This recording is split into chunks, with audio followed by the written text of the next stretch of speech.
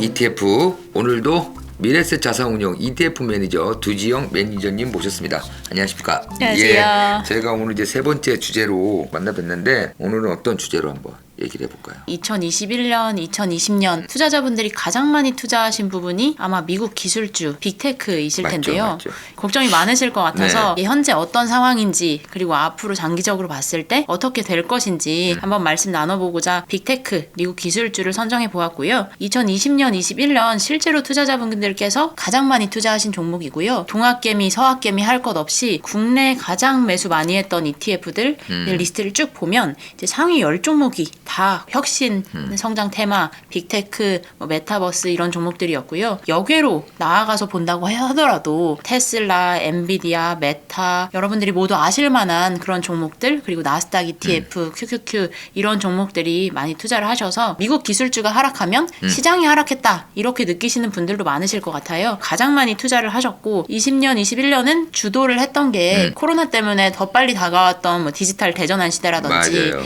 이런 부분 때문에 주도주 역할을 했던 것도 미국 기술주다 이렇게 보실 수 있을 것 같습니다. 이미 그 미국 기술주 투자하신 분들이 이제 하락을 많이 체감을 하고 계실 거잖아요. 네. 일단 올해 미국 기술주에 대한 간단한 리뷰를 네. 해보면 어떨까요? 이제 글로벌 주식시장이 약세였던 이유는 정말 다양하겠지만 크게 두 가지로 말씀 나눠보실 수 있을 것 같아요. 하나는 글로벌 공급망 이슈, 또 하나는 인플레이션으로 촉발된 금리 인상 이렇게 보실 수 있을 것 같고요. 공급망 이슈에서는 우크라이나 러시아 전쟁으로 이제 원자재 가격, 식품, WTI, 천연가스 이런 가격들이 급등, 폭등을 했고요. 또 하나는 중국에서 연초에 강력하게 제로 코로나 정책 실시하신 거 기억나실 거예요. 중국이 아무래도 세계의 공장이라고 불리다 보니 반도체 수급, 자동차 수급 관련한 수급들이 불안정해져서 전반적으로 글로벌 증시에 안 좋은 영향을 미쳤다라고 보실 수 있을 것 같고요. 그리고 아무래도 원자재나 이런 공급망 쪽에 문제가 생기다 보니까 실제로 인플레이션으로 바로 직결되는 부분이거든요. 그렇죠. 40여 년 만에 최고 인플레이션 가격대다 소비자 물가지수가 나오고 그랬었는데 각국 주요 정부들은 정책들을 이 인플레이션을 잡는데 사용을 하다 보니까 금리 인상, 빅스텝, 자이언트 스텝까지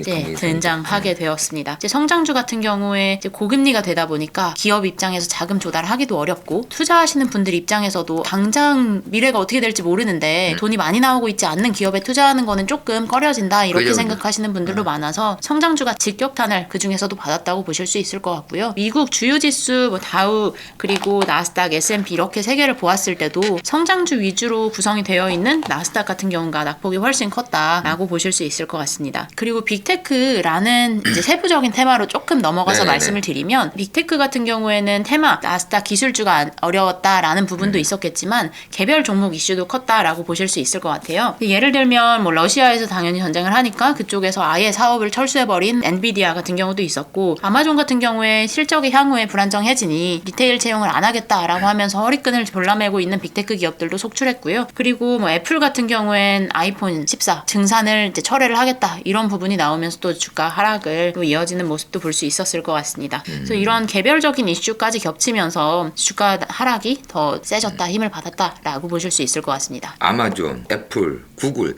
이런 데들은 사실상 이제 기술주라고 하더라도 엄청 큰 기업들이잖아요. 근데 이런 기업들까지 왜 영향을 받냐? 가만히 보면 이런 기업들이 보면은 경기를 좀 많이 타는 사업군이에요. 우리라면은 스마트폰이다 그러면은 싸진 않잖아요. 그렇죠. 내가 툭툭 주고 바꾸다기보다는 가지고 있던 거 좀 더 쓰고 이런 게 있을 수 있는 거고 아마존 같은 경우도 이런 상태에서 아무래도 사람들이 소비도 좀 위축될 거고 맞아요. 하다 보면은 사업 자체가 줄을 수밖에 없는 그런 원인들이 좀 있지 않을까. 기업이 크고 작은 거의 문제는 아닌 것 같다. 이거를 기술주로만 보기에 조금 모호해진 부분이 많다라고 말씀 주셨는데 실제로 필수 소비재로 분류하기에는 조금 무리가 있지만 그렇게 넘어간 게 아니냐라는 레포트들도 많이 나오고 있어요. 예를 들면 우리가 소비를 줄인다고 해도 지금 일하시는데 쓰시는 문서 왔다 갔다 하는 워드나 마이크로소프트 이런 것들은 이제 저희가 줄이기도 어렵고 그리고 애플 같은 경우나 아마존 이런 부분은 우리가 일상생활에서 구글에 핸드폰 보고 이런 부분들도 줄일 수 있는 영역이 아니기 때문에 이제 소비재 영역으로 영역으로 넘어갔다 이렇게 보셔서 앞으로 시장이 어려워져도 얘는 좀 견딜 수 있는 체력이 있는 게 아니냐라고 말씀 주시는 부분이 있고요. 이제 그러면 소비재 영역으로 넘어오면 소비 자체가 준다라고 하면서 월마트나 타겟 같은 소비재 기업들이 크게 당일 이제 가격이 하락했던 걸 기억하실 텐데요. 마찬가지로 애플 주요 매출은 아직까지는 뭐 지금 쓰고 계시는 애플 스토어나 이제 핸드폰이기 때문에 지금 바꿀 거 약정 끝났지만 좀 더 쓸래 그래요, 하시는 그래요. 분들도 있을 거고요. 그래서 타격을 아예 안 받는다고 보시기는 또 어려운 부분이 있을 것 같습니다. 그렇기 때문에 기술뿐만 아니라 지금 투자하시는 분들은 모두가 지금 힘든 거는 마찬가지일 거고 이제 앞으로가 어떻게 될 것인가 여러 가지 얘기들이 있지만 앞으로도 이 테크 기업들의 방향은 좀 어떻게 예측이 되나요? 주가 상승의 발목을 잡고 있는 리스크가 앞으로는 어떻게 될지 이런 테크 기업들 자체적으로 봤을 때 성장 동력이 여전한지 이렇게 두 개로 나누어서 한번 말씀을 드리려고 하고요. 지금 리스크 앞으로는 어떻게 될 것이냐에 대해서 말씀을 드리면 인플레이션과 금리 인상 기조가 지속될지에 대해서 말씀드리면 될 것 같아요. 원래는 사람들이 네. 연말 정도에는 인플레이션 피크아웃 되고 조금 진정되는 거 아니냐 그렇죠. 다들 그렇게 기대를 하셨는데 8월 SPI 발표하신 걸 보면 또다시 8%대 기록하면서 지금 연말은 소원해졌다 이렇게 생각하시는 분들이 많으시고요. 그래서 아마 예상되는 인플레이션 피크아웃 시점이 내년으로 넘어갔고요. 그래서 지금 8%대를 정점으로 23년 한 4분기 정도에는 2.7%,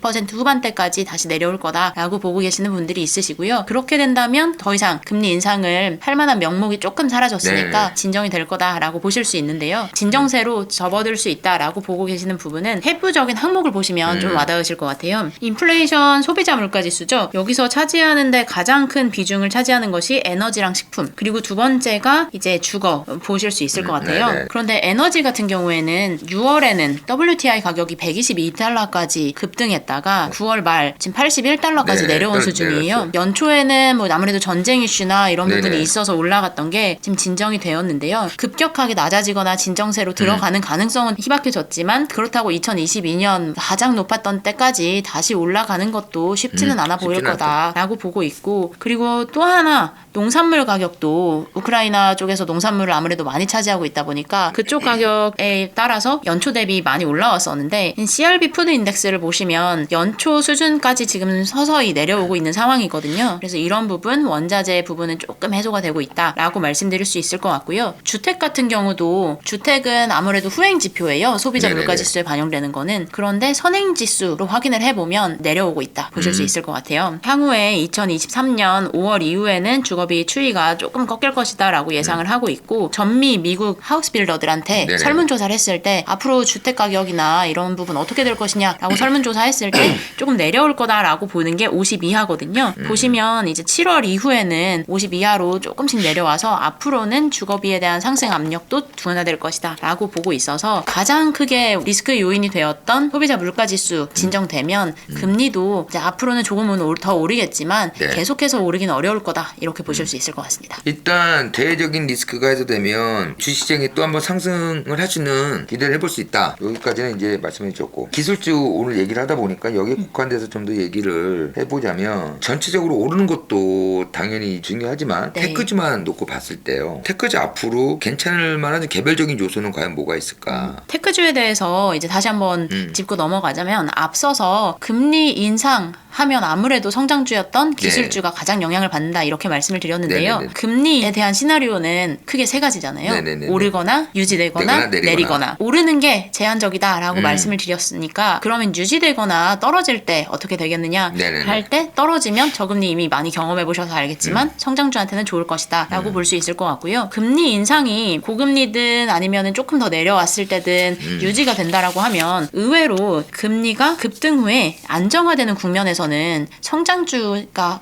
또 다시 한번 오르는 경향이 있었고요. 그래서 2009년부터 돌이켜 봤을 때 금리 하락이나 안정화되는 국면에서는 가치주 대비해서 성장주가 오히려 좋았던 경우도 있었다라는 부분 이제 역설적으로 확인해 보실 수 있을 것 같고요. 이제 그러면은 금리 대외적인 요소 말고 이제 정말 개별적인 요소로 한번 다시 짚어서 넘어가 보면 미국 기술주 기업 앞으로 괜찮을 건가 볼 때 하나는 실적, 두 번째는 미래를 정말 잘 준비하고 있냐. 네. 마지막으로 하나 말씀드리고 싶은 건 그래도 미국이다. 그래도 이렇게 미국이다. 말씀을 드리고 싶고요. 하나하나 다시 말씀드리면 실적을 한번 보아야 될 것 같아요. 이미 시장이 어렵다고 얘기가 나왔던 건 연초부터 꾸준히 나왔으니까 2분기 실적으로 한번 돌아가서 보시면 그때만 해도 지금보다 더 암울한 분위기였어요. 그런데 실제로 주요 빅테크 기업 대부분의 기업들이 컨센서스를 상회했거나 아니면 부합했고요. 그래서 실적 견조하게 유지가 됐다라고 볼 수 있고 지금 주력하고 있는 사업들에서도 꾸준히 실적이 잘 나오고 있어요. 아마존 같은 경우에 주력 사업 중에 하나인 부분이 클라우드 AWS이잖아요. 근데 그 부분 같은 경우에 보면 2020년 말부터 꾸준히 매출 성장률이 30%에 육박하고 이 수준을 유지를 해왔다는 점을 보면 지금 하고 있는 주력 비즈니스에서 견조하게 지켜나가고 있는 빅테크 기업들이다 라고 보실 수 있을 것 같고요. 그러면 사람들이 생각하는 거랑 달리 괜찮은데 미래는 어떻게 준비하고 있냐 라고 볼 때 미래에도 정말 진심인 기업들이다 이렇게 볼 수 있을 것 같아요. 저는 사실 생각했을 때 아마존 하면은 리테일 기업이고 옛날에는 책 배송하는 사업에서 지금 모든 거 다 주문할 수 있고 이렇게 그죠. 정도 생각을 하는데 지금 각 빅테크 기업 하나하나 뜯어보면 저희가 생각하고 있는 주력 비즈니스랑은 전혀 다른 쪽으로 미래를 준비를 또 하고 있어요. 하나는 R&D 이제 얼마나 여기다 투자를 하고 있느냐, 또 하나는 M&A 내가 부족한 부분은 잘하고 있는 애들을 합병을 해서 키워나가고, 그리고 마지막 하나는 특허는 얼마나 많이 내고 있느냐, 이 친구들이 어떤 쪽으로 사업 비즈니스를 준비하는지 볼 수 있을 것 같은데요. R&D 같은 경우만 해도 S&P 500이나 나스닥을 상회하고 있다라고 보실 수 있을 것 같고요. 매출 대비해서 투자 금액이나 비율이 월등하게 높다. 미래 준비에 정말 진심이다라는 부분 한번 엿보실 수 있을 것 같고요. 그리고 M&A 같은 경우에는 아마존 최근에 아이로봇 인수한다고 얘기가 나왔는데 아이로봇은 미국 로봇 청소기 1위 업체거든요. 로봇 청소기를 왜 인수했냐라고 하겠지만 로봇을 사용해서 실제 물류 배송에서 엄청난 금액이나 시간을 절감한 경험이 있는 회사가 아마존이고요. 그리고 뭐 필팩이나 아니면 홀푸드 이런 음식료, 의약 부분까지 지금 꾸준히 준비하고 있는 게 아마존이고요. 마이크로소프트 같은 경우에도 딥러닝이나 블리자드 인수하냐 마냐 얘기가 많았었죠. 게임을 왜 인수했냐 생각하실 수 있지만 메타버스 미래의 또 다른 인터넷이라고도 표현을 하잖아요. 그런 부분에 대해서도 소프트웨어, 하드웨어 이런 부분까지 탄탄하게 준비를 하고 있다 보실 수 있고, 그리고 마지막으로 이제 추가로 드리고 싶었던 말씀은 그래도 미국이다 이렇게 말씀을 드렸는데 미국 뭐 아니면 중국, 한국 뭐 이렇게 다 주요 국가를 놓고 보았을 때 이제 수익률 대비 변동성이 가장 낮았던 게 바로 미국이거든요. 그래서 그런 부분을 보면 똑같은 테크 기업이라도 지금 선별적으로 빅테크에 투자를 하셔야 된다라고 말씀을 드렸고, 그 중에서도 미국 한번 눈여겨보실 만하다 이렇게 말씀드리고 싶습니다. 이럴 때 투자하실 때는 ETF로 투자하시는 전략이 조금 유효하다고 말씀드리고 싶은 게 또 한 번 증시를 이끌어 나가는 혁신성장 테마들은 S커브 모양을 띠더라고요. 초기에는 이제 정말 얼리 어답터만 사용하게 천천히 대중들한테 전파가 되다가 특정 순간이 되면 기하급수적으로 대중들이 다 사용하는 그런 S커브 형태로 혁신성장 테마가 퍼지게 되는데, 초창기에 어떤 기업이 정말 좋을지 선별하는 거는 정말 고난이 도거든요. 그럴 때는 여러 가지 기업에 한꺼번에 투자하셔라. 그리고 뭐 예를 들면 빅테크 기업을 몽땅 투자하시게 되면 빅테크 기업들이 준비하는 미래 산업에도 테마에도 다 같이 투자하는 효과를 누리실 수 있으니까 매력적이다 이렇게만 말씀드리고 싶습니다. 예, 그렇다 보면 이제 우리가 관련해서 주목해볼 만한 ETF도 있을 거잖아요. 보면은 어떤 것들을 좀 보면 될까요? 크게 ETF 미국 기술주 투자하고 싶으신 분들은 세 가지 한번 보시면 좋을 것 같다라고 말씀드리고 싶고요. 하나는 타이거 미국 나스닥 100이고요. 그리고 또 하나는 타이거 미국 테크 탑10 INDXX라는 종목인데 빅테크 기업 10종목에 집중 투자하는 ETF고요. 나스닥 100 같은 경우에는 당연히 나스닥 100 지수를 추종하는 ETF여서 이미 많이 투자하고 계시고 알고 계시리라 생각이 되고요. 빅테크에 투자하고 싶다라고 하면 미국 테크 탑10 자체가 시가총액 상위 10종목 투자를 하고 있기 때문에 여러분이 알고 계시는 애플, 구글